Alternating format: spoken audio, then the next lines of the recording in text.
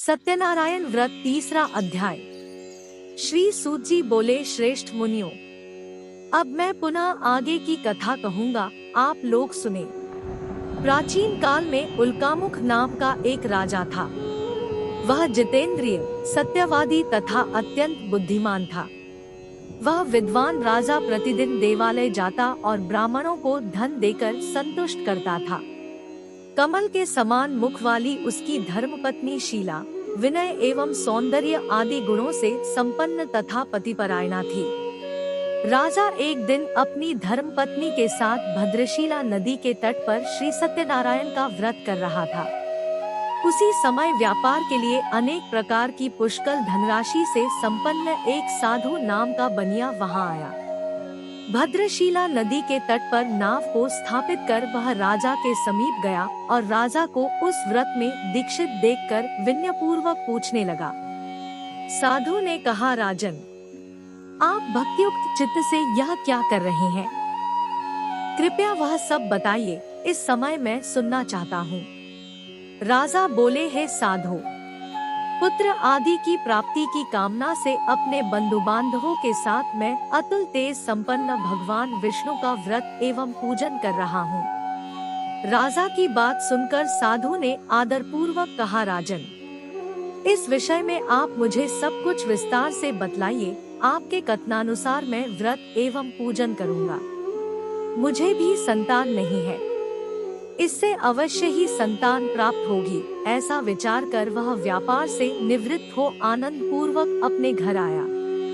उसने अपनी भार्या से संतति प्रदान करने वाले इस सत्यव्रत को विस्तार पूर्वक बताया तथा जब मुझे संतान प्राप्त होगी तब मैं इस व्रत को करूँगा। इस प्रकार उस साधु ने अपनी भार्या लीलावती से कहा। एक दिन उसकी लीलावती नाम की सती साध्वी भार्या पति के साथ आनंद चित्त से ऋतुकालीन धर्माचरण में प्रवृत्त हुई और भगवान श्री सत्यनारायण की कृपा से उसकी वह भार्या गर्भिणी हुई। 10वें महीने में उससे कन्यारत्न की उत्पत्ति हुई और वह शुक्ल पक्ष के चंद्रमा की भांति दिन प्रतिदिन बढ़ने लगी। उस कन्या का कलावती नाम रखा गया। इसके बाद एक दिन लीलावती ने अपने स्वामी से मधुर वाणी में कहा, आप पूर्व में संकल्पित श्री सत्यनारायण के व्रत को क्यों नहीं कर रहे हैं? साधु बोला, प्रिय, इसके विवाह के समय व्रत करूंगा। इस प्रकार अपनी पत्नी को भली भांति आश्वस्त कर वह व्यापार करने के लिए नगर की ओर चला गया। इधर कन्या कलावती पिता के घर में बढ़ने लगी। तदंतर धर्मज्ञ साधु ने नगर में सखियों के साथ क्रीड़ा करती हुई अपनी कन्या को विवाह योग्य देखकर आपस में मंत्रणा करके कन्या विवाह के लिए श्रेष्ठ वर का अन्वेषण करो ऐसा दूत से कहकर शीघ्र ही उसे भेज दिया। उसकी आज्ञा प्राप्त करके दूत कांचन नामक नगर में गया और वहां से एक वणिक का पुत्र लेकर आया। उस साधु ने उस वणिक के पुत्र को सुंदर और गुणों से संपन्न देखकर अपनी जाति के लोगों तथा बंधु बांधवों के साथ संतुष्ट चित्त हो विधि विधान से वणिक पुत्र के हाथ में कन्या का दान कर दिया। उस समय वह साधु बनिया दुर्भाग्यवश भगवान का वह उत्तम व्रत भूल गया। पूर्व संकल्प के अनुसार विवाह के समय में व्रत न करने के कारण भगवान उस पर रुष्ट हो गए। कुछ समय के पश्चात अपने व्यापार कर्म में कुशल वह साधु बनिया काल की प्रेरणा से अपने दामाद के साथ व्यापार करने के लिए समुद्र के समीप स्थित रत्नसारपुर नामक सुंदर नगर में गया और अपने श्री संपन्न दामाद के साथ वहां व्यापार करने लगा। उसके बाद वे दोनों राजा चंद्रकेतु के रमणीय नगर में गए। उसी समय भगवान श्री सत्यनारायण ने उसे भ्रष्ट प्रतिज्ञा देखकर इसे दारुण, कठिन और महान दुख प्राप्त होगा यह शाप दे दिया। एक दिन एक चोर राजा चंद्रकेतु के धन को चुराकर वहीं आया जहां दोनों वणिक स्थित थे। वह अपने पीछे दौड़ते हुए दूतों को देखकर भयभीत चित्त से धन वहीं छोड़कर शीघ्र ही छिप गया।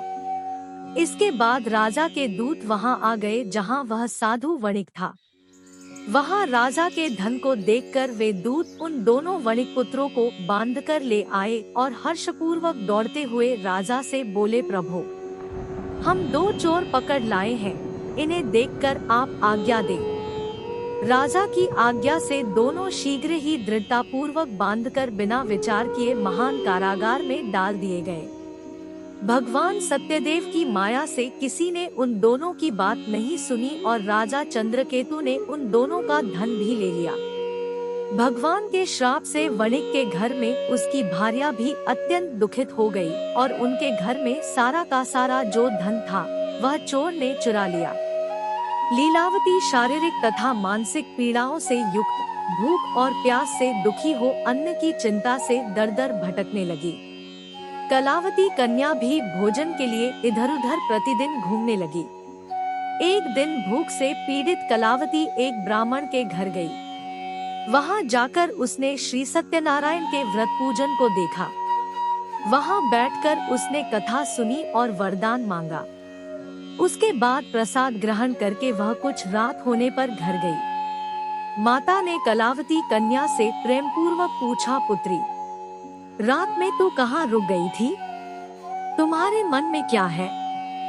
कलावती कन्या ने तुरंत माता से कहा, माँ, मैंने एक ब्राह्मण के घर में मनोरथ प्रदान करने वाला व्रत देखा है।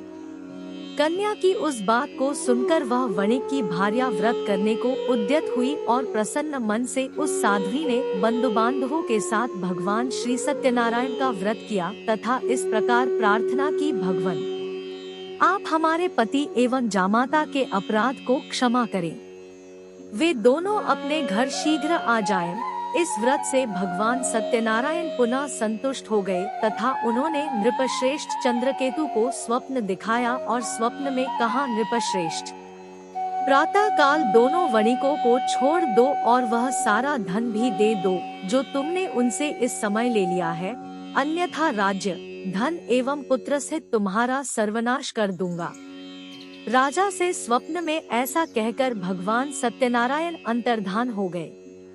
इसके बाद प्रातः काल राजा ने अपने सभासदों के साथ सभा में बैठकर अपना स्वप्न लोगों को बताया और कहा, दोनों बंदी वणिकपुत्रों को शीघ्र ही मुक्त कर दो। राजा की ऐसी बात सुनकर वे राजपुरुष दोनों महाजनों को बंधन मुक्त करके राजा के सामने लाकर विनय पूर्वक बोले, महाराज, बेड़ी बंधन से मुक्त करके दोनों वणिक पुत्र लाए गए हैं।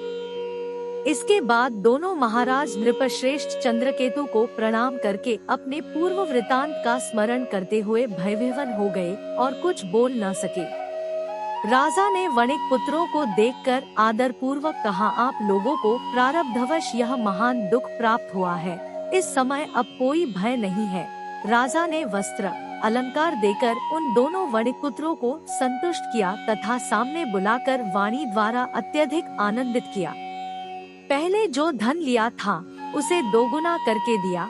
उसके बाद राजा ने पुनः उनसे कहा, साधो, अब आप अपने घर को जाएं। राजा को प्रणाम करके आपकी कृपा से हम जा रहे हैं। ऐसा कहकर उन दोनों महावैश्यों ने अपने घर की ओर प्रस्थान किया। श्रीमन नारायण नारायण नारायण, भज मन नारायण नारायण नारायण। श्री सत्यनारायण भगवान की जय।